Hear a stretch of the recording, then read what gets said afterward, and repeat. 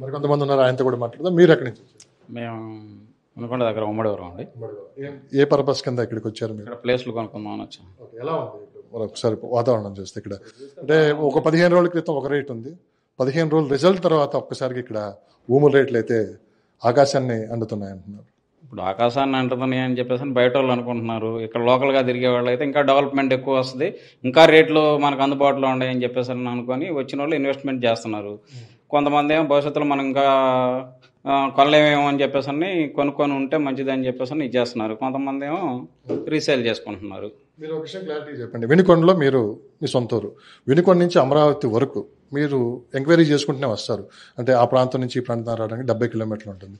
ఈ 70 కిలోమీటర్ల పరిధిలో భూముల రేట్లు ఎలా ఉన్నాయండి? అంటే అగ్రికల్చర్ ల్యాండ్స్ కావచ్చు, ఇవన్నీ గతంలో ఎలా ఉండేది, ఇప్పుడు ఎలా ఉంది? అంటే మీరు ఈ ప్రాంతమే కాదు మిగతా ప్రాంతాలు కూడా ఎంక్వైరీ చేస్తుంటారు. అసలు ఏమని చెప్తున్నారు అక్కడ ఉండే రైతులు కావచ్చు, ఇన్వెస్టర్స్? ఇప్పుడు అక్కడ ఆల్రెడీ రేట్లు పెరిగిపోయినాయి. దాంతో పోల్చుకుంటే అమరావతి బెస్ట్, ప్లస్ డెవలప్మెంట్ జరిగిద్ది. ఖచ్చితంగా డెవలప్మెంట్ అనేది బాబు గారి టైంలో జరిగిద్ది. ఇబ్బంది లేదు, ఇక్కడ పెట్టిన రూపాయికి ఇబ్బంది లేదని చెప్పేసి ఇండస్ట్రీలు మొత్తం ఇక్కడికి వస్తున్నారు.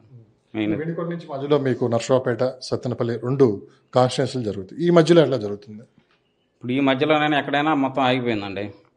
బాబు గారు వచ్చిన తర్వాత మొత్తం ఆగిపోయింది. ఇక్కడ డెవలప్మెంట్ ఎక్కువ ఉండదని చెప్పేసి ప్రతి వాళ్ళు ఇక్కడికే వస్తున్నారు ఎక్కువ. అది